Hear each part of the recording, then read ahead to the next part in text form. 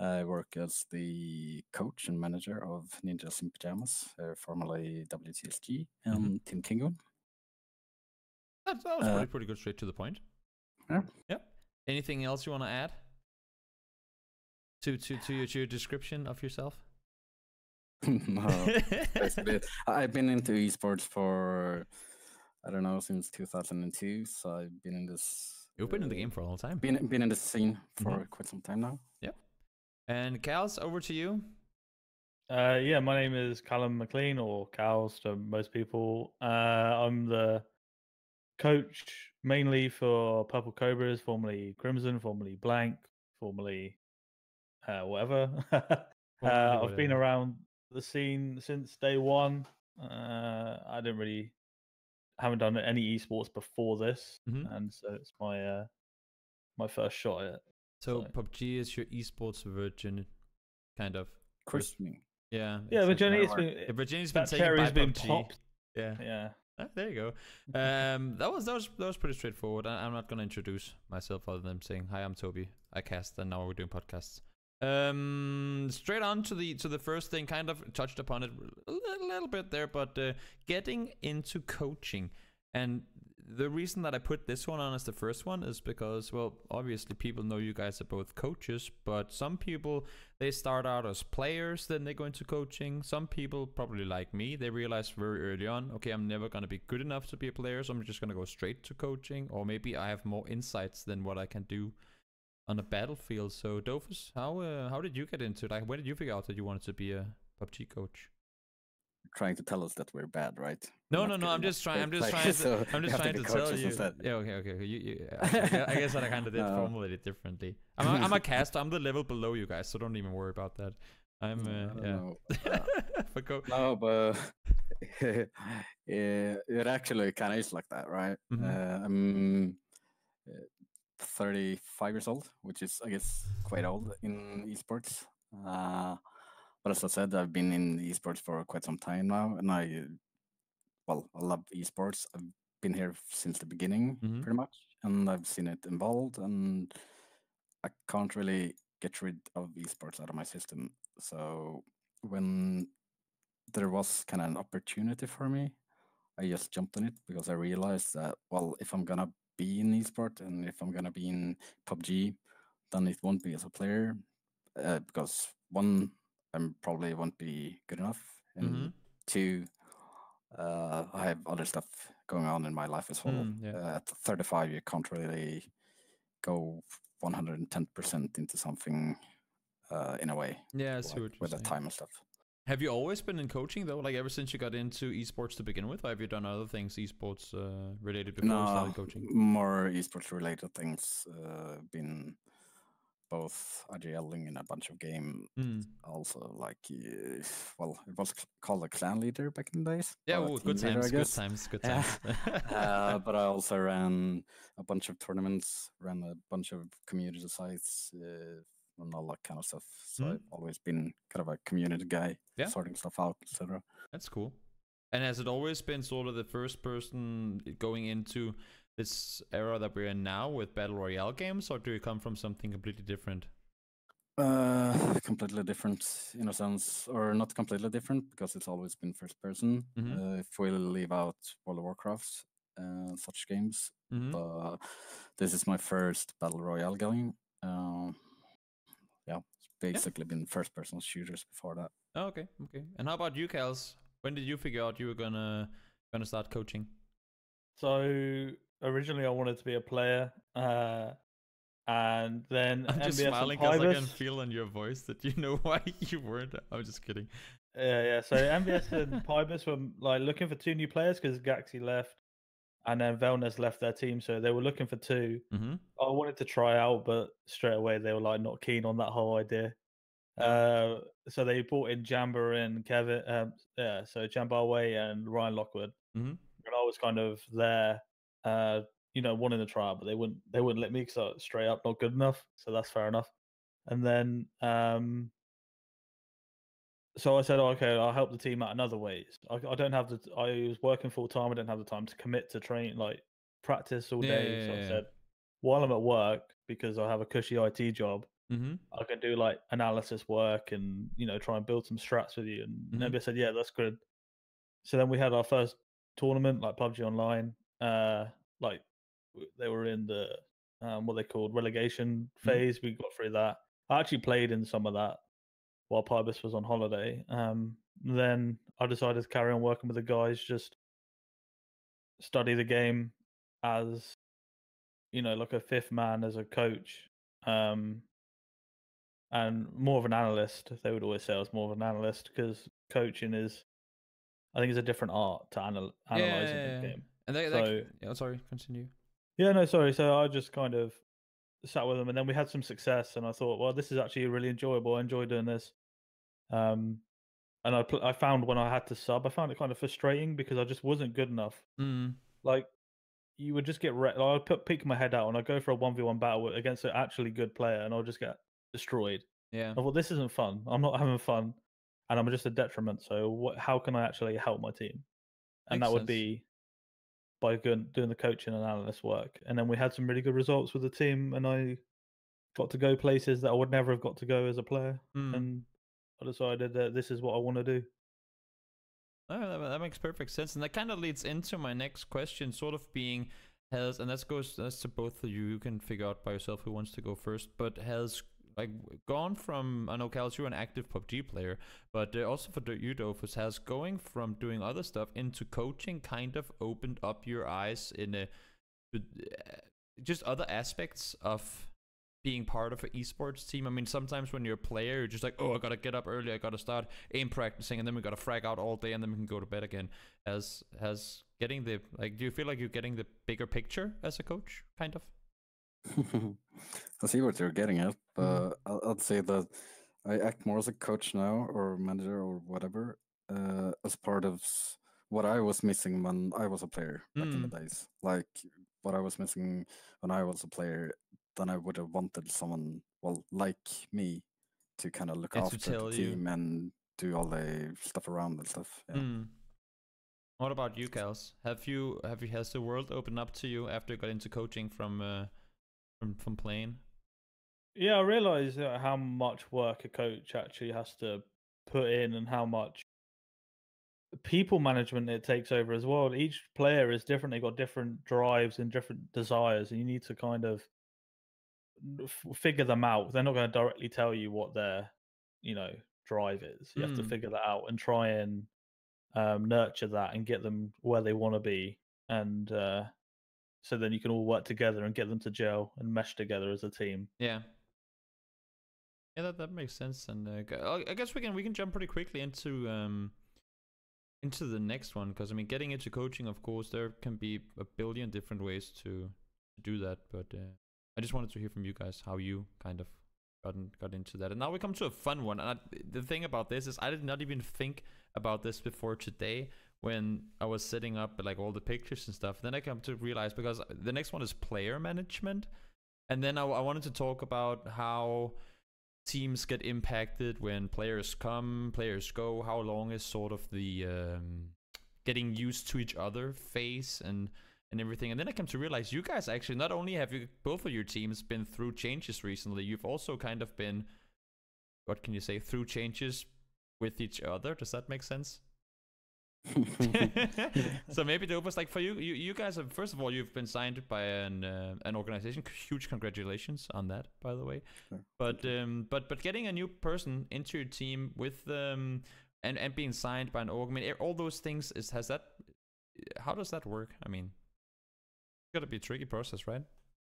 Both yeah and no. I mean, for me, if we start all the way back, it's kind of always been like the new player has almost always been known to us from, well, a previous time, or we played with them in a way before.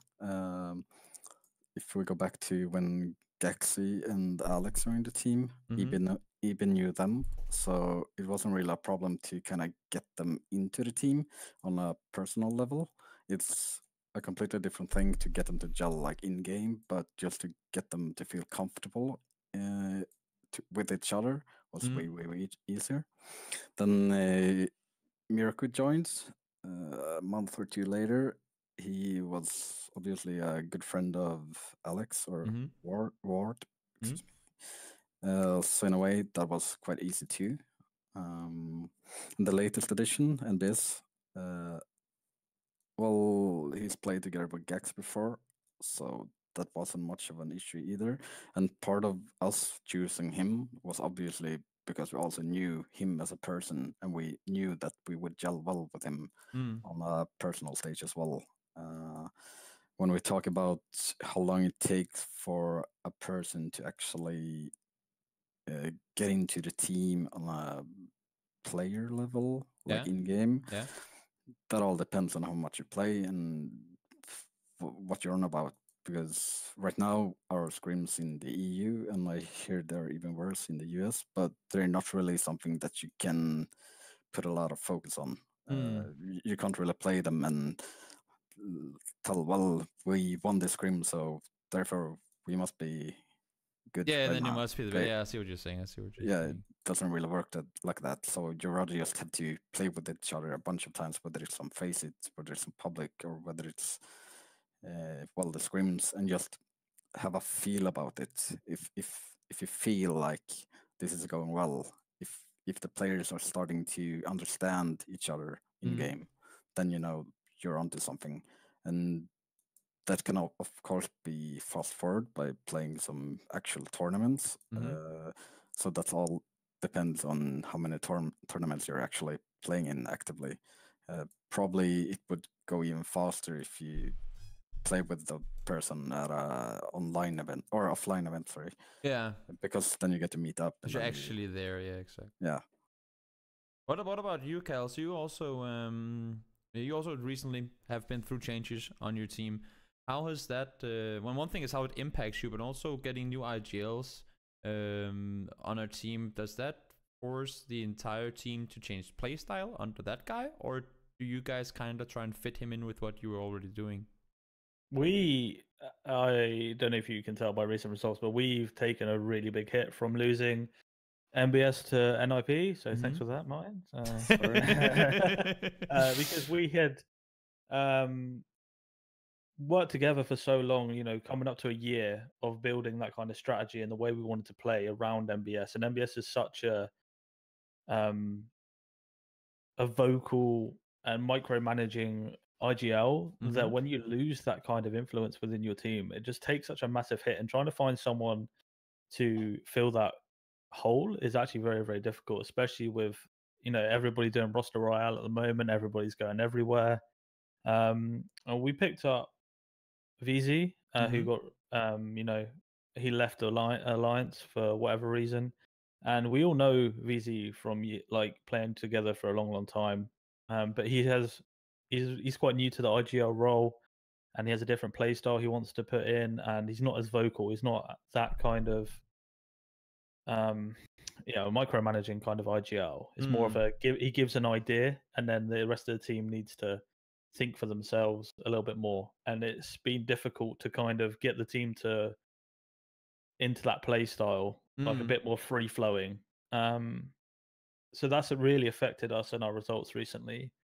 So but we're working on it. How do you as a coach sort of work with that? One thing is that you lose a guy that you had been using sort of as your what could you say, column, as like that was the sturdy thing, and then you build everything around that. But losing that, then does that just shake everything off, or do you try and force Weezy in this case into the shoes that NBS had before, or do you then say let's try and rework this and then see how we can sort of build up from what we have now? What we need to do is, I think, is find out how we want to play. Do we want to play you know, a bit more loose and freestyle, and you know, be one of these teams that sometimes gets 20 frags in a game and then 0 in the nets because it's not worked out? Or do we want to be a consistent? And I've always wanted to have that regimented, consistent style. I think, you know, it might be a bit boring, but my goal is always to get top 5. But with the way that the scene's going, and you know, these interesting new point styles that we see over in Korea at the moment, it might be better to be an aggressive, free flowing team. Yeah, exactly. I don't know. So we're working together and we're having discussions after every scrim, after every match, and seeing, where we can improve. We're watching the VODs together. Yeah, because I was gonna ask, where does your role as a coach kind of come into that? So it's about listening to the team and how they kind of feel, because the most important thing about PUBG, I think, is, well, I think any competitive game, from my limited experience, is how the team works together as a synergy. So if the synergy's off, then we can either work to try and build synergy by just playing together lots and lots and lots, or we find who is the blocking point into that mechanism and work out if we can change that player, as in like as a player, like for themselves personally, or do we need to maybe bring someone else in with a fresh pair of eyes? Because you play together for a year and you play a certain style for that amount of time, maybe that person can't change. Yeah, That's how they've always played, and that's how they've developed their game. makes sense. I was wondering, Dofus, for you guys. One thing is that you found, of course, your fifth guy now, but how? I mean, the whole process of getting a new guy on your team, figuring out does this work? Because one thing is that you said you've been playing Face-It matches together, you've been scrimming together, but going from that into actual matches where you try out people, when do you hit that point where it just kind of clicks and you know what, this could actually work? Yeah. Well, we find our fourth player, not our fifth, but oh, sorry. Yeah. It's hard to tell exactly when it clicks or when you know it clicks. Mm-hmm. Eventually, as the scene was in this roster royale, we kind of also wanted to lock things up, and as soon as we felt comfortable with NBS, we felt it was a no-brainer. Really, he brought the ingredients that we felt that we needed.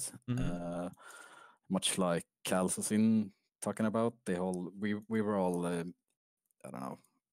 Sometimes we had a flashy games where we could end up with 20 kills, and more often than not, we could also do the 0-kill game. Or yeah, basically we lacked structure, and we felt we needed that. We felt we needed a voice that had a more clear idea about what we wanted out of the game, and NBS fitted like a glove into that.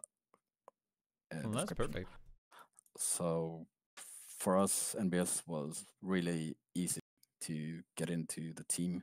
And if we talk about whether we change up stuff just because he's there and playing the NBS game rather than the, I don't know, WTSG game, I'd say it's a bit of both, because we have we had a core of 3 players who have played a certain style for, I don't know, since January, some even longer, and we can't just take that and throw it out of the window. It doesn't work like that. No, of course. But we take the ideas of NBS and adapt them on the players that we currently have. So then we get kind of the best of both worlds, and hopefully that will prove itself in the results. And it has been. I mean, so far you guys been doing really well in Global Loot League, at least as far as I've been able to pay attention to, now having been doing other casting as well. No, but I was wondering, I mean, in that whole process, I mean, from when you find the guy till you start trying him out till you figure out. Now you said it went pretty quickly with NBS because he fit in like a glove, but realistically, from like first tryouts to official announcements, or at least within the team making an official, how long did that take? Well, now we're back at the whole issue with the scrims being as unserious as they are, so it's really hard to actually try out a new player. So I reckon today would be very hard to get like new players that are not too familiar with the scene, to get them onto an actual team, like a proper good team, because it's so hard to get them to play with each other and do like only scrims. We used the NBS in official games while trying him out, just to see how he was acting in official games rather than just practice. Of course, it was a bit of a risk for us, but it was one we had to take, and that also eventually led to the decision, or yeah, the process being a bit quicker than it might have been otherwise. That makes sense. So, all in all, it's not like the current state of the scene with the scrims being the way they are is quite hurting, and we don't have like the best of solutions right now because PUBG it's hard. It's way harder than most other games because you can't take just two teams and put them together. Then let's go. You need 16 teams. You need 16 teams, which is 64 players to all take it as serious as they would have taken it if it was a big tournament. Yeah, exactly. And even if you look at I don't know the CS scene or whatever, it's hard to find 64 players that are free that day, and all of them, I don't know, are playing it serious. Yeah, for 100%. Sure. For sure. Cal, just to go back to you real quick before we go on to the next subject, I was thinking, you guys lose a player, and I'm just trying to set up this whole scenario. You guys lose a player, and you have to find a new one within a pretty short moment of time because you have tournaments and leagues and everything happening. Do you, in that situation, rely on your players to go out and say, hey, I've played with this guy recently, we should try him out? Or do you, as a coach, go in and say, guys, I think this guy would fit. I've seen him play in his respective team before. I think it would be good for you guys. Like, where's the sort of midway in that whole player, not versus, but player / coach thing? Because in the end, you're kind of the one with the final say, aren't you? I'll probably say I'm not the one with the final say at the end of the day, because if the team doesn't like what I'm doing and what I'm suggesting, they could just tell me to do one. Like mutiny or whatever. Yeah, because as much as I'm put down as coach and manager, I work for them, right? Because that's the way it is at the moment. If I'm not signed with an org and the org gives me that position of power, then I don't have a position of power. It's all about mutual respect. True. But in terms of picking a player, it's kind of everybody within the scene knows everyone else pretty much. They play some face it mixes together and they might play together for years. But how useful is that information when it comes to putting them into a competitive team? I don't know. I would have to look at how they play. Like, it depends. We lose one type of player. Do we replace them like for like, or do we bring in something completely different? And with VZ, we didn't have to. We brought in someone completely different to MBS. Yeah. So it's a mixture of both. I would say it's probably like 75% what the players tell me about, the feedback I get from them, and then 25% is my decision about who I think, from my experience of talking to them at LAN, seeing how they play, and getting information from other players about how they play, to suggest them to the team. But at the end of the day, it's probably 25% me, okay, and then 75% the rest of the team. Okay. What about you, Dofus? When it came to picking up NBS, were you the one that were out and saying, you know what, this could actually work? Or was it the players that came to you saying, hey, coach, we have this player we would like to try out? Yeah, 100% me. I'm no. I was just like, wait, really? I was no. not. It should be said that, I mean, coaching and management and all that, like what the role actually is today, is a bit undefined, and it also works totally different from coach to coach. And how active you are as a coach and what kind of role you have as a coach is also probably way different from one coach to another. Because if you look at me, for example, I'm not trying to enforce my players to, I don't know, play a certain way or do certain stuff, or I'm not the one to tell them how to do stuff. Basically, because that's not really up to me. No. In the end, they are the players, and I'm basically there to give them all the tools that I can in order to succeed. So it's up to the players to do their thing, and I do my thing, and together we get good results out of it. Makes sense. But I know there are coaches that work more actively as what would we call it, the traditional coach, or I don't know, a coach of a football team or soccer team or whatever. and but I'm not it. No. And that's not really how I believe in coaching in esports either. Okay. So that's just my style, and I don't think it wouldn't work for me if I had to be the super active coach, and it wouldn't work for my players if they would have an active coach telling them what to do, telling them what they did wrong, and all that kind of stuff either. What do you think makes it different, though? I mean, just to touch upon it real quick, like from a football coach to a Counter-Strike or a PUBG coach, where you see him on the field say, now you have to do 3 rounds of whatever, I don't even know how it works. But like, what's the difference from how you like to coach to, like, where do you see the difference between, since you say it, you don't think it fits in esports? Yeah, not in esports in general. I think the main thing might be that esports, it's still like, or super new. PUBG is super new. I mean, there is really no. I mean, you could probably take, if a good player bailed now today, he could probably become a coach and do a good job at being like more of an active coach. Whether in football you have coaches, and football has been around for like a century or even more. Yeah, true. There are a lot of things to fall back on. There are a lot of, I don't know. There's just, it works in a completely different way when your sport, which PUBG is now, Yeah. haven't been around for more than a year. I was thinking, and maybe some people in the chat might be offended by me asking this, but you said yourself you're 35, Dofus, and I'm also at least getting closer and closer to 30 now. Kals, I actually don't know. How old are you, Kals? 26. 26. Okay, so you can kind of relate to me in this one. For both of you guys being coaches, and just the comparison with other sports in general, could age have a thing to do with it as well? I mean, one thing is that, of course, we're seeing more and more older players, especially now with 18 plus and all that stuff that PUBG Pro League at least seems to be wanting to enforce. But in a sports team, you often have players in the end of their 20s, start 30s. And maturity, I mean, doesn't that come into play when you have a team and trying to sort of build the synergy with them as well, Gals?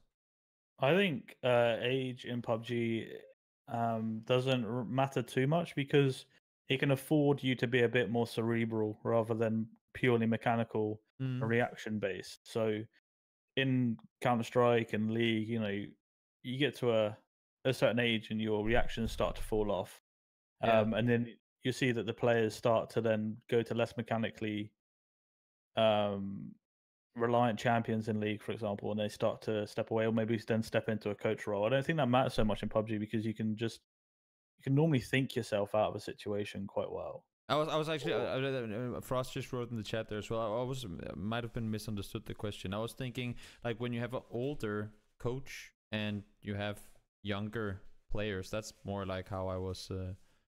I don't think it matters. I don't have a problem with MBS because he's older than me, MBS, I think by a couple of years. So, and then you had a player in Grow Up Esports called Freddie Easy. He's an old timer, Counter Strike pro, and he was still able to kick it with he's the top tier players. So I don't think he had a problem. We can take the question back up if we ever start about talking coaching Fortnite teams.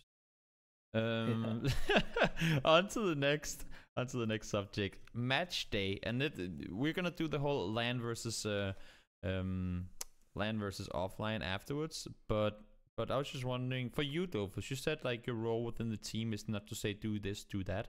But for right now, Wednesdays are pretty much the day of the week, unless if you have bigger events with TLL being the only online tournament going on right now. What is your how long prior to game start do you get involved, or do you only talk with them after the games, or how does it work on a regular match day for you in the way that you coach? Well, if we talk strictly GLL right now, or online no, that's just leagues, just because it's the only thing happening right now. So yeah, I mean, online leagues, it's not really too much focus on in a way. I mean, we know what teams they're playing. We know whereabouts they drop. If we don't, we try to find that one out. But yeah, not too much focus on that. Everyone knows what the game plan is. Everyone knows what we're supposed to do and all that. It's more of if things goes to shit mid game or whatever, then I try to help them out sorting it, or I try to. And how could say, that be? How could that be? Like, how could you assist? But it's also about keeping communication open towards, in this case, Jalal. If anything happens, if we need to do something or whatever, I'm the one who does that, so they can focus solely on actually playing. Of course. So it's more of keeping the distraction level down for them. That's my kind of main thing. Okay. Whenever we're doing online leagues.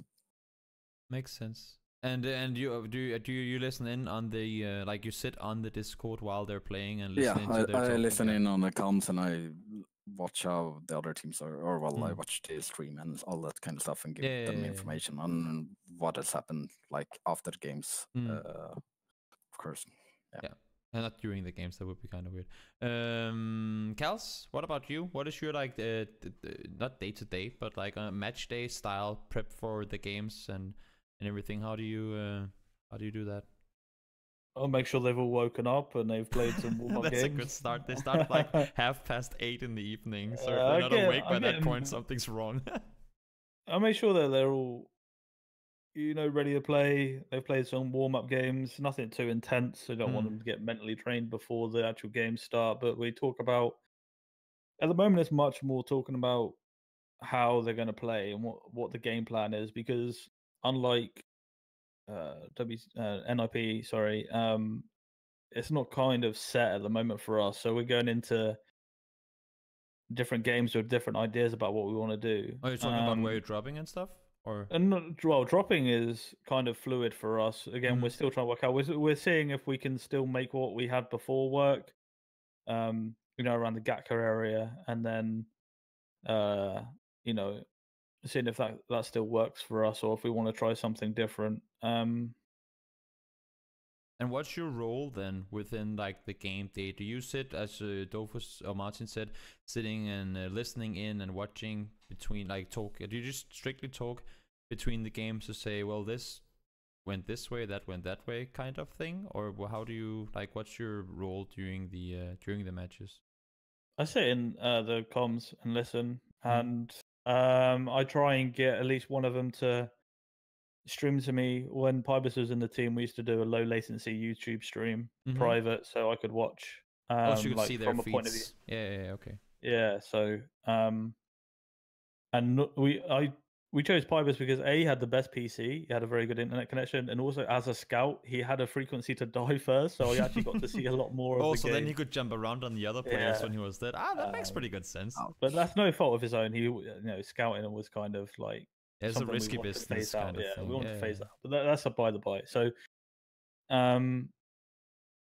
it would be communicating to them. I would have the stream open, obviously, while I'm watching, but giving information from the stream can actually, I feel, is a massive distraction to the IGL, because if I do give him any info from the stream, it's 10 minutes behind. Yeah. So how useful is that? It's not very useful, and all it does is clogs up his thought process. He might think that something's there when it's not, or something might be clear when it's not. So yeah, makes sense. I just talk about what I see sometimes, or but I don't like to talk too much in a game like that, because if we do make it to a LAN, I'm not able to speak anyway. So what good is it me talking too much in an online game? I gotta say, it's going to get him into bad. Yeah. No, into bad what? Like bad habits. Yeah, I was just gonna compliment you for saying, how is that gonna ever benefit you at LAN? Because now we're going to online versus LAN. That was like the most smooth transition into next topic I could ever have imagined. Unnatural. Now, of course, both of you guys have LAN experience as coaches within the PUBG scene, and now we just talked about the regular game day and what shoes you guys kind of fill on a online perspective. But when it comes to LAN, traveling with the team and all, that just becomes crazy different, doesn't it? I mean, Dofus, you can start off. Yeah, but both yes and no. I mean, my main goal here is to still make my players as comfortable as possible and have them focus on the games as much as possible, rather than to having to focus on something else. And traveling can become real tiring of you, both me, of course, but also the players. But if I get tired, it doesn't really matter as much. If they get tired, it'll show in the results. So I just try to be there for them for basically whatever they need me for. Makes sense. And during the games, do you feel like technically that would be the exact same situation as when you were at home, or do you do anything different, like during between the games, than you would in a regular online league day? Yeah, online or offline or at LAN events, I probably talk more like in between the games than I normally do, and also try to share them up if anything goes down, or compliment them when things are going good, and basically try to have them feel good about themselves no matter what the results are. So probably act more actively offline than I do online.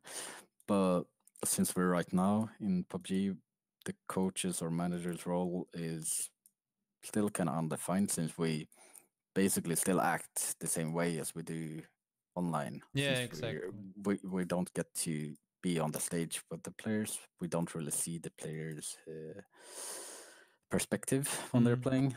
So it's basically similar to how it works online as well. Yeah. And we're getting into that in just a short moment. But Kals, what about you?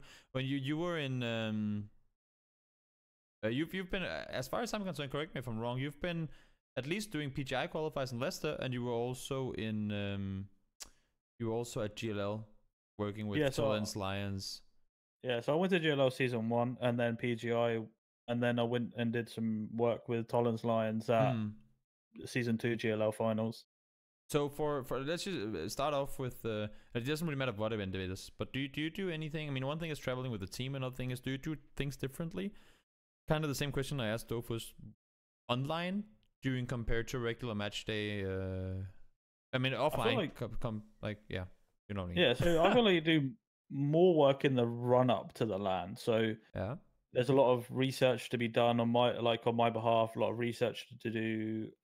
Try and find like a play style that works. But normally, if you've qualified for that LAN, you just keep that play style, and all you do is focus on refining it down to such a fine degree of how comfortable you are with your own tactics. And then you see people, they've got their tactics, they're working really well, and then they get to the LAN, they get a little bit shook, and they change it, and then it all goes to pot. So, and when I get to the LAN, I feel like the most important thing is I end up playing more of a cheerleader role. Like you're not going to start developing new strat. In the back room. You're not going to develop a new strat while you're there live. It's all you're doing is you're telling the guys, look, we know how to play like that, and keeping the boat steady. Result. Yeah. Make sure that, and like Dofa said, you run a little bit as a water boy. You're gonna get them, like if they need a drink, you go get that for them. You don't want them to worry about that. You make sure they've got any food they need, if they're comfortable. If it's too hot, you're the one chasing down production, saying where's the fans, and that's been like at every LAN so far I've been to, it's been too fucking hot.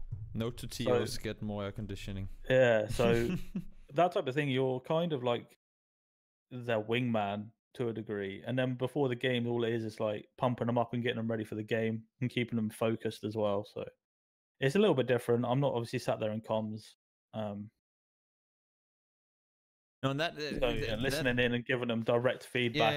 After the game, it's a very brief. This, and this. This went well. This probably could have been better. Okay, next game, go. Slap on the ass and go. So I mean, I both agree and disagree with Kels in a couple of things here. Explain. One thing I don't really agree on is that you don't really come up with new ideas during a LAN, because at times you really, really have to. Because when you're at a LAN, you more often than not play a team you've never played before, like Asian teams or true.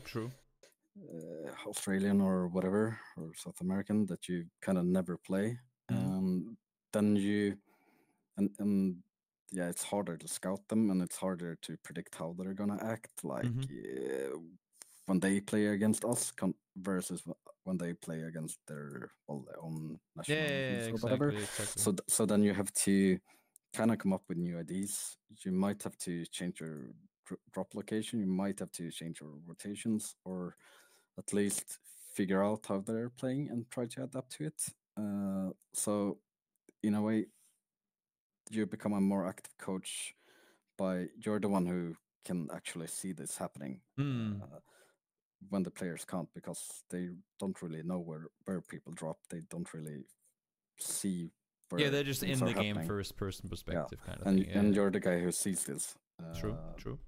So if any changes come, like if any sudden things that you weren't prepared for happens, you're kind of gonna be the red alarm bell to inform. Of course, not during the game, but after the game, going to be able to inform them. Like, wait, what happened? And also, I mean, players sometimes they come out and say, "What the hell just happened there?" And then I guess it's on you guys to say, well, this and that and this and that. In case I haven't had the pleasure of going up against any Asian or Oceanic teams yet, so there is that. I've only had to do the mixed NA and EU ones, or purely EU, so they're pretty known and easy predictable to spot, in those some senses. Yeah, I don't mean you completely stick to rigid to what your plan is. You know, it's not like even FaZe have to sometimes go away from middle power because there's a random team deciding to mess them up, or you know, the flow of the game. Each event has a different flow to it. Sometimes everybody's bombing into the middle early, or everybody's kind of playing edge and hanging around. You kind of get the feel for that. That's just flow and pace of the game. But what I mean is, you don't want to completely just change up everything. You don't want to go away for something you've been working on that got you there to begin with. Yeah, like I said, I'd rather be quite regimented and stable than flowy and wishy-washy. Makes sense. It's different. Like they've said, everybody kind of has. It would be boring if everybody was the same when it came to PUBG, or any kind of anything in life. But I mean, with everybody has a different style.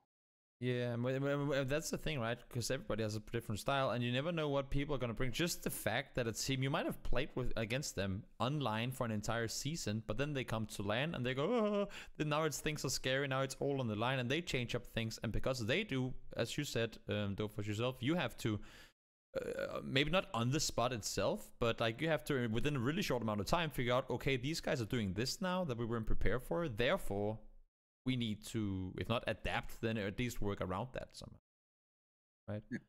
And this kind of leads into sort of the last thing I want to bring up before we jump into questions with the chat.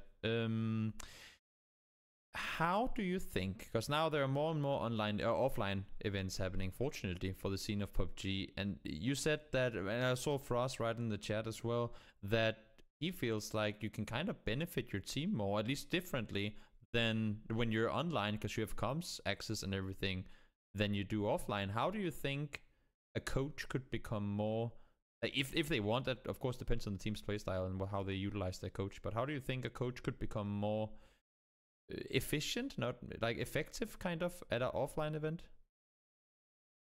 Well, you know it all depends on what the actual rule set will look like for what a coach is able to do. True. But in general, as a coach, I would like to see what my players are seeing, and I would like to hear what my players are hearing. Because that way I would be able to, I don't know, be the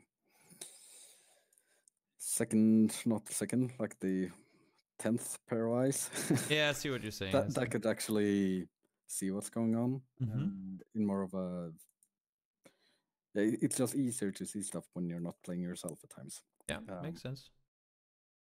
At least have that possibility per se to do that. So in praxis, how would that work? I mean, if you came up to an event, the finals were coming up, there were 0 rules announced regarding what coaches were allowed to do.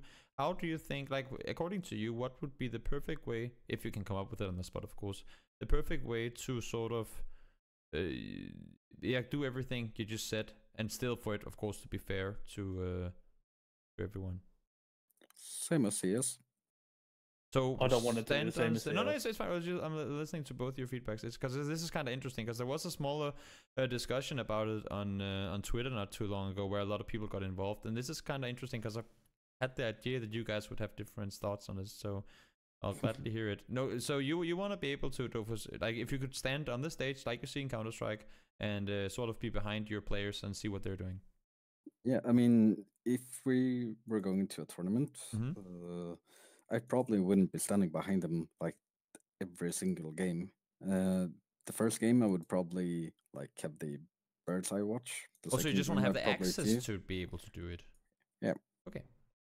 Because I mean, in the best of worlds, you would be getting your own computer, and you would have the availability to watch everyone's feed, and you would be able to hear them, and you would have the map stream as well, and be able to communicate with them in between the games, etc. But logistically, I don't think it's possible. So it's more of a fair enough. What is something that could actually happen? Then I see my, I don't know, the CS suggestion being the most, I don't know, possible solution there is. So a way to do it could be if, according to how you're planning it, if let's say there's a stage manager, at least as far as I'm concerned, at every single event, there's a guy who's in charge of what happens, like who comes on the stage and who goes off. So a possible way to do it could be that this stage manager or whoever he employs to do this before, like, because all the coaches, for those of you guys out there in the chat who doesn't know this, all the coaches normally, at least the way it is right now, are sitting normally behind stage or off stage somewhere with a screen of the feed, like what you see on the stream, and normally they have a second screen as well, or they brought their own computers with the map feed and all. So what you're saying, Dofus, could it be an idea to then have a stage manager or someone where you maybe between the games or during the game that's playing say, hey, next game I want to, like, kind of, can I be subbed in, coach sort of thing, like next game I want to be on the stage, and then you're on the stage for that entire game, and then you're out, and then you can decide whether you want to be on the one after that as well. Could that be a way to do it? I mean, there kind of already is like stage managers or referees or whatever you want to call them that usually have almost coming to have one per team, or at least one per two teams or whatever. So if you could ask him, like, can I be like, you just have to announce it sort of prior to the game whether you want to be there or backstage. Yeah. But then I mean, there are pros and cons with both, right? Because if you're there, then yeah, you won't be able to see. In the end, you would probably have two guys, right? You would have one backstage and one behind the guys. There you go. So that becomes sort of more, because we haven't really touched that much upon the analyst as a role itself, as like you have both an analyst and a coach. That would be where you have the coach on the stage and the analyst backstage, right? Kind of thing. Yeah, it makes sense. I mean, it's already happening in Asia. They have 2 to 5 persons with them. Oh, wow. So we're lagging behind. You know. Gotta hire more analysts. Just don't hire me. I'd rather be off stage in a room, because at the moment, if you go to any good LAN event, they have team streams already running, right? Well, they have to have 16 streams already running, 16 PCs. So that's already there for you to watch your player's point of view. Give me Discord and I can listen in. I don't want to communicate with my team. And then I can have either my own screen as a map stream that I can study as well. And I have it more as a MOBA type approach to it, where I get to see everything and hear all the comms. And then between games, I can go out to the team and tell them this happened, this happened, this happened. Because it's not a traditional first-person shooter game, so I don't think we can just drag and drop, or we can't drag and drop from any other game. We have to think of our own thing. But I just think that being able to see the map stream is just so important. Yeah. And being able to analyze off of that. I don't care about being on stage and being viewed and you know, another billboard for me to strap loads of sponsors on my chest. No, I want to be able to actually help my team. And so how in praxis, like, because now you say they have the team streams anyway, but if you sit down as a coach and you're on the team stream computer, and you all of a sudden want to see, ooh, what are these guys doing over here? Because you have like the all access type observing access in the game, then that team stream all of a sudden becomes another team stream if you're on one of the computers. So realistically, if they should have both team stream and coaches game, I guess that would be 32 extra computers instead of 16. Oh, but I wouldn't go and just watch another team for no reason. No, but I mean, if there's in an ideal world, in an ideal world, it should be locked down to just being able to view your players that you want to view. Okay, but I'm just saying in practice, because I like the idea you're coming from and what you're in trying to say. If you want to do it in practice, then how would it work? I put the teams up to 5 and make me drown myself at the beginning of the game, and then I can only view the people on my team. Huh. That's how they do it in NA scrims. Well, they did up until recently. So you make 5-man teams, and then like 5 16-man teams. I guess that can still fit in. That's only 80 players. Yeah. And then all the coaches, they have to commit suicide in the beginning of every game. Yeah, man. I guess that could potentially work, but also would probably screw up the API pretty much. I mean, not screw it up, but it would make it that much more tricky to sort of I don't know. I don't know anything about API, so I guess I cannot really. I like the idea. I mean, this is not saying like we're not trying to come up with the perfect solution. I just want to hear what you guys' thoughts on it. Anything else you wanna add, either of you, to like how things could be done differently? But I mean, both for online and offline, because there are probably things you could be doing to support your team from home as well, better than what you are able to do now on an online event. Or do you feel like everything is exactly as it should be when it comes to online tournaments? 100% not, but we don't live in an ideal world. So No. Or to kind of say, do this, do that, because we haven't tried stuff. We need to try stuff before we actually say, well, this is working out, or this isn't working out, etc. The only problem with coaches, one of the problems with coaches right now in PUBG, like at offline event, is that no one have actually tried anything else than the one thing that we've done. So we don't really know what else works or function or. True. Yeah.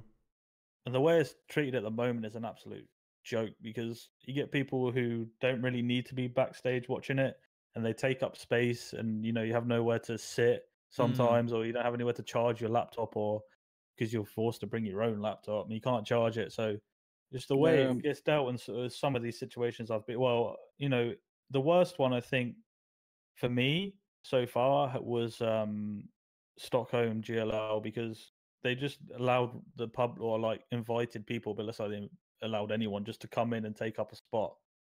So you would have like a designated coaches only or analysts only sort of place where you have like an allocated seat and allocated space for you to sit and focus on watching the game.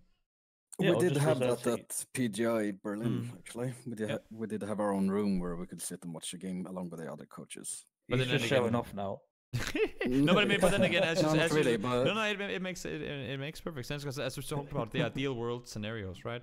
But just falling back, do you feel like, you said you don't feel like it's what do you say, perfect for the online either yet, or maybe I got something wrong? What could be done differently there? Because I guess that's more realistic than, at least for the right now, the way like the places that they hire saying that, hey, we need 16 additional rooms for all our coaches at this event.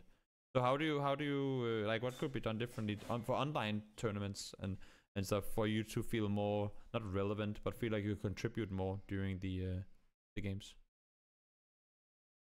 I don't think really there is a good way to do it online, because online then you would suddenly have coaches becoming agiles, because if you were to be able to see everything that's going on, which you of course can still do if you have someone streaming it to you, but it would still make more teams have coaches as RGLs. But is that necessarily a bad thing? Yeah, I kind of think it is. Okay. It defeats the object, in my opinion, because it's meant to be a 4-player game, not a 5-player game. Yeah. But with online, you're never going to be able to fix that, because it happens in CS where you have teams that are only good online because their coach IGLs for them. Then they go to an offline event and then they can't do it because they don't have that influence. Yeah. But in an ideal world, like, you would all be playing in the same room, like you'd be playing online events all together in the same gaming house or whatever in the same room. Mm. And that'd be the ideal world. Okay, so what But you're saying is ideal all the world, teams. everyone would be good people, but we don't live in an ideal world. So Yeah, it unfortunately is what not. it is. Unlimited economy and the rules exactly how we want them. Of course, that's unfortunately not an option. Before we go into the Q&A, because we're kind of hitting the timer here. Time goes by fast. Dofus, do you have any sort of closing remarks? Of course, there are going to be questions in the chat, but I was just thinking for us, we can actually start off the Q&A with this for upcoming probably not non-top tier coach who is coaching his team, and like what can people do to get into or get better at coaching? What's like one of the key points to being a good coach to you, Dofus? Listening to your players, getting along with your players, but also not let them completely run you. But yeah, basically you have to work with something that you 100% believe in yourself. Because if you're not believing in it, it won't work for you, it won't work for the players, and eventually it won't work as a team. So you really have to work with people that you believe in and just make the best out of everything that you possibly can. Makes sense. What about you, Kels? Number one tip for an upcoming coach who wants to improve. Like, what's the most important key points as a coach to like if you want to get better at being a PUBG coach? Find a team, like Martin said, that you believe in and then believes in you, and work together, even when it gets a bit rough. Just believe in what you're trying to achieve and go from there, and work together, talk to each other, work through the problems. I think makes sense, and have a passion as well. Like if you don't really want to get there, then they're not going to get there. Faye has a question in the chat. What software / setup do you guys use for analysis, and when / how long do you do it? So like, do you do analysis stuff right after the game, same evening, or do you take a day break and then talk about it afterwards? What do you guys do, Dofus, on NIP? Software setup isn't really anything. I just use my laptop when at lands, and I use my desktop when I'm at home. I try to take as many screenshots as I possibly can. I try to watch the games when they're being played. I try to rewatch some of the games afterwards if necessary. Try to watch some of the games like before we play like the next round or whatever, just to refresh myself with what happened or what could potentially be happening. But do you have like just like we talked about the soccer or football comparison just before, one thing is that you have practice days. Those are of course scrims. They're at the same time, at least as far as I'm concerned, most days of the week. But do you have like every Thursday at 6 o'clock we spent 1 hour watching what happened yesterday in GLL? Do you have like a designated VOD review together kind of thing, or is it more people doing their own thing and then you try to assist? It's more of people doing their own thing. Okay. Of course, we can watch stuff together at offline events if we feel like it's necessary and talk about it there. Same goes if we do stuff online. We can of course talk about it together and stuff, but we don't have like a set time when we do stuff. Okay. What about you, Kels? Do you guys have a like a specific time of the week or day or whatever where you go over the games you've played during the week? No, we just use the scrims. But in reply to Faye's question about software, the most important software I've used is the print screen button, Paint, Microsoft Paint, and a website called PUBG.sh. PUBG what? You can, wait, I'm just gonna permit you, then you can write it in the chat because I saw you were there before. You're just Coach Kels, right? Yeah. Yeah, Froz has done it. Okay. PUBG does SH. Okay. It's a brilliant 2D replay review website. You just put, and it does custom matches as well. So after a scrim, you can really focus on how you rotated, where the rotation went wrong, but like just from a quick over the top view. And it's also good for scouting to see where people drop as well in scrims, which can be for when it does not just scrims, GLL events, PUBG Online events, whatever's coming up. So that's a very important piece of information, piece of software that I've been using recently. Okay. Hope that answered your question. Now, Frost has a question as well. It got deleted, but I can still see it. Oh wait, now it got removed. But I think it was something like, do Martin and Kels think a coach should have as much power as a soccer coach has, and sort of control the team, or do you like the positions that you're in now? Sophus, with you starting. I think that's strictly up to the organization or the team that you're in, whether that's something that you like and is comfortable with. I mean, I think I know my guys when I say that they wouldn't do something I don't like them to do, and the same way goes it goes the other way around as well. But if you're in an organization that have a coach or a manager that runs the team, and you know that when signing up to it, then all good. What about you, Kels? Do you think coaches should be sort of the in the same position? No, you heard the question. Yeah, so I just think, again, it depends on the organization and what the setup there is, but I think you have a manager and then you have a coach. A manager and a coach situation is not ideal. I don't think it should be one role. I think it should be, you'll have the manager, like a team manager or an organization manager, and then you have the coach. And the coach and the manager talk together, and if it's not working, and make suggestions about roster changes or things like that. Or, if the team wants something, they go to the coach, and then the coach goes to the manager. But yeah, I don't think the coach should be the be all and end all of the organization's or the team's life. Yeah, makes sense. And that kind of just, I know Forrest, though, I'll take your question in just a sec, but I just wanted to throw one in here, because you guys have both been coaching teams that were unassigned, where you kind of, you were the lords of your own world in that regard, and you've also both coached teams that were assigned to an organization. Is there any difference? Like, do you go different about coaching for both of you, actually, when you're signed by a team? Because there's like there's a guy higher than me right now, or do you still do the exact same thing? I mean, I currently work as both like the coach and the manager. You know, the role. So you're your own boss in that regard, yeah? No, not really. I mean, I am my own boss when it came down to when we were WTSG per se, because then I didn't have anything above me other than my players, if you would call them being above me. But when I was with Kingwin and now with NIP, sure, I have people above me that I also kind of have to fall in line for and please, or whatever you want to call it. Yeah. So the managing part becomes different. The coaching part doesn't. Okay. What about you, Kels? When you were with Crimson and all, was there any difference to how things were done for you as a coach or manager, for that sake, to how we're doing things now? I just had to explain to someone why something went wrong most of the time, if something did go wrong. Because they just see the result and they don't know exactly what's behind it, or yeah. So the owners would watch and they would go, or see the scoreboard and they go, "What went wrong there?" And I have to explain it to them.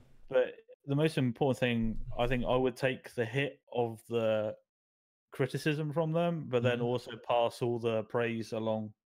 Yeah, so it's like you get the best of both worlds in that regard. Like you're the ones who take. Well, I'll make sure the players don't get criticized directly from them, and then they also get the praise from. So it's kind of like a buffer. I would be the guy in between, making sure that the team only heard the good stuff. Makes sense. Forrest, I had a question a little earlier. Doesn't it take more time to analyze the competing teams over the time you got to coach your own team, when there's at least 15 other teams to analyze? Do you spend more time looking, like you spend more time analyzing, going over video on what other teams are doing, as to, because what he's saying is that you're just one team, but if you want to prepare for a tournament, you have to look at 15 other teams. That would be 15 amounts of time compared to what you do with your own team. I would assume that's the way that the question is meant. So do you spend more time looking at what other teams are doing rather than what you teams should or can do? Short answer, no. Yeah, no. Medium No. long, medium short answer.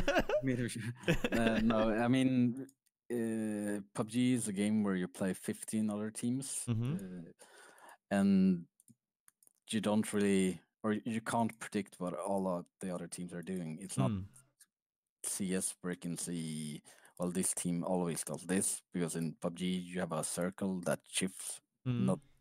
Not even one game is the same as the last one, even if it's the exact same circles. Yeah. So you can't really put too much time into the other teams. You can see tendencies and stuff, but other than that, you can't really put too much focus on it. Then your focus have to be on how your own team is performing and what your own team is doing in certain situations. Okay. What about you, Kels? You feel the same way? Yeah, I feel like if you try to analyze 15 other teams, and that's just in one event, right? You think about all the other events and stuff where you go up and down lobbies. You're just gonna focus too much on someone else, and you should be focusing on your own game, I think. Okay.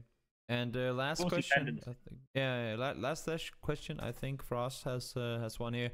What do you prefer, and it goes to both of you guys, the most as a coach on an offline event, that is? Do you want to see map stream more, or Cal's kind of touched upon it, but do you want to have access to map feed, or do you want to be able to get player counts? Of course, best of both worlds, you can do both, but if you had to pick one. Well, we never had player comps, so it's hard to tell whether the one is better than the other. Right now, we've only ever had the map stream, so for now, I mean, I wouldn't know how. No, you don't. You wouldn't know how it would impact. React or impact me or the team if we had player comps, and I would have to pick one of them. So next LAN coming up, that's gonna be PGL this weekend. Should be. Yeah, in a week. Let's get some writing going, guys. Can we test this, please? I mean, that's gonna be for you guys, I guess, to sort of be you gotta collect signatures or something to say we want to be able to hear what these guys are doing. I mean, all in all it is 16 headsets, right? And no microphones plugged into a computer with Discord channels. Is that not, or just mobile phones even? Yeah, they have to be regulated mobile phones, like. Yeah, true. I'm just thinking realistically how it could be done the best way.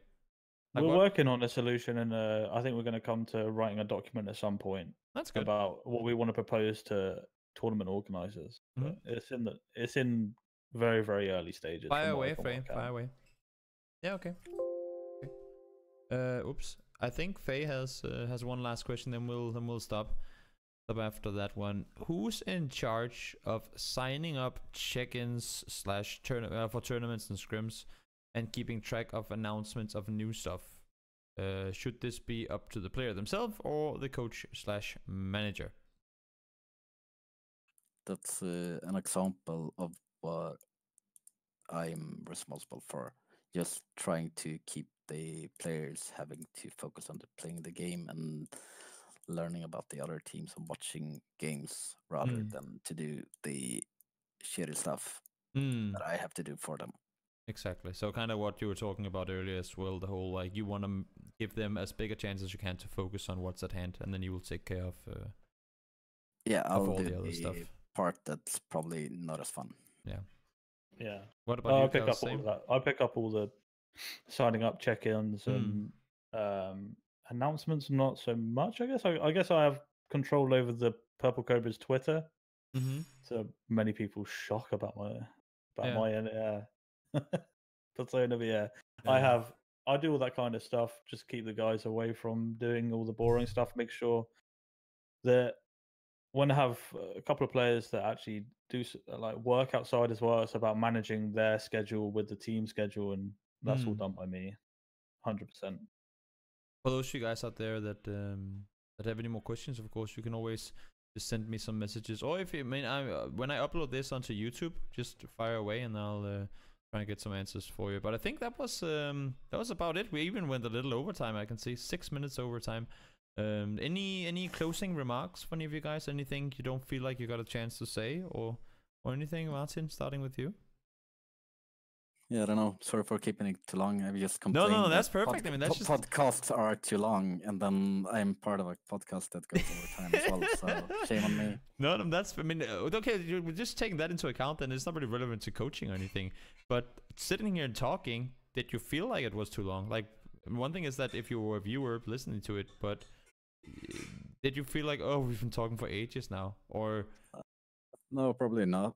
I could probably sit here and talk for a couple of more hours. How That's what I'm saying. Yeah. Working with esports or how to be working with PUBG, but it's more about the listener. yeah, of course. We can talk about all that. Of course, also if you guys have any feedback regarding how you would like to see this podcast on, it's only episode 3. It's still very new to me and everything. So if you have any feedback, please feel free to contact me anywhere, Twitter, whatever.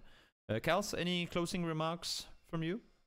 No, I enjoyed it. I don't know if it was meant to go for more of a debate type podcast or. I don't mean there are never any rules as to how this goes. We just talk like we just light up the conversation and then we see where it takes us. That's pretty much it. I really enjoy hearing how Dofus, obviously, he's been in the scene for a long time, been in esports for a very long time. I really enjoy hearing his insights. I think he's top guy. He's doing really good work over there, and obviously getting them into NIP is a massive achievement. So congratulations on that, mate. And treat MBS well, man. He deserves it. Will do. Sorry about that one. We'll find our rhythm. I'm glad we kind of swung around that whole fight right there. That was I fight. It's all good. A massive opportunity for MBS, and he deserves it, man. 100%. It's all massive good. Respect for that guy. With that, though, I would like to... Oh, sorry. Continue. If anything about closing remarks, other than it being a long podcast, it's more of... I don't think there is a defined coaching, managing role in this game. I think that every coach or manager can work in his own way doing things. It's not set in stone how you're supposed to act as a coach. I don't think every coach is the same in football either. Some are more vocal, some aren't. It's just the nature of the game. So everyone works in their own way, and for some it works, for some it doesn't. That's a good way to finish off. Right to the point. That could have been in the entire podcast. We didn't even need to do more than that. I'm just gonna upload just that quote, and then we're done. Oh, I'm just kidding. Short podcast. That's good. That's a short podcast, 10-second podcasts. But with that, though, thank you so much to both of you for joining in. It was a pleasure having both of you guys here. Thank you very much. And thanks for having us. And of course, you guys out there in the chat, if you don't already, make sure you can see the Twitter handles of both Dofus and Kal's Twitters in the video screen right now. So make sure to jump over there. And if you want to be big time coaches, these guys are going to be the at least for the sake of PUBG, going to be the OGs that you can look back at. These guys, they were the ones that came up with it all. Especially if you guys managed to get player comps to land with a signed petition, that could be good. So with that, guys, thank you so much for tuning in. The video is gonna be uploaded within a couple of hours, and then until next time. Right now, I don't have exactly pinned down when the next next event is gonna be, but I'm trying to do them once if not every week, then every second week.